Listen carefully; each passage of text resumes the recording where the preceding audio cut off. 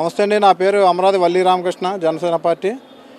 ఈరోజు పవన్ కళ్యాణ్ గారు పిఠాపురం నుంచి పోటీ చేయడం ఇది చాలా సంతోషకరమైన విషయం. అంతేకాకుండా ఎంతో కాలంగా పవన్ కళ్యాణ్ గారు మార్పుకే ఎదురు చూస్తున్నారు. ఆ మార్పు పిఠాపురం ప్రజల్లో అయితే పుష్కలంగా ఉంది.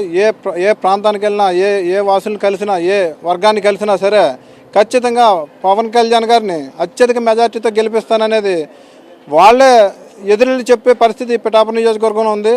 అంతేకాకుండా ఎడ్యుకేటెడ్ పీపుల్స్, ఎంప్లాయీస్ ఎవరిని అడిగినా, ఎవరిని టచ్ చేసినా పవన్ కళ్యాణ్ గెలుపు మాత్రం కన్ఫర్మ్. మెజార్టీ అంటే భారీ స్థాయిలో మెజార్టీని చూపిస్తాం. మెజార్టీని మాటల్లో చెప్పలేమనే విషయాన్ని ఈరోజు ఏ ప్రాంతంలోకి వెళ్ళినా, ఎవరిని అడిగినా చెప్పే విషయం అది. పవన్ కళ్యాణ్ గారి యొక్క ఆదర్శ భావాలు, ఆయన యొక్క అభివృద్ధి పథకాలు ఇవన్నీ కూడా పిఠాపురం ప్రజలు త్వరలో పాల్పంచుకోబోతున్నారు అనేది విషయాన్ని ప్రజలు గ్రహించారు. ఈ విషయాన్ని గ్రహించి ఎదుట వ్యక్తులు ఎన్ని కూయెత్తులు పనినా, వైసీపీ వాళ్ళు ఎన్ని మాటలు మాట్లాడినా సహనంగా భరిస్తూ ఓటు ద్వారా వాళ్ళకి బుద్ధి చెప్తామనే నినాదంతో ఖచ్చితంగా సమన్వయంతో ఉన్నారు.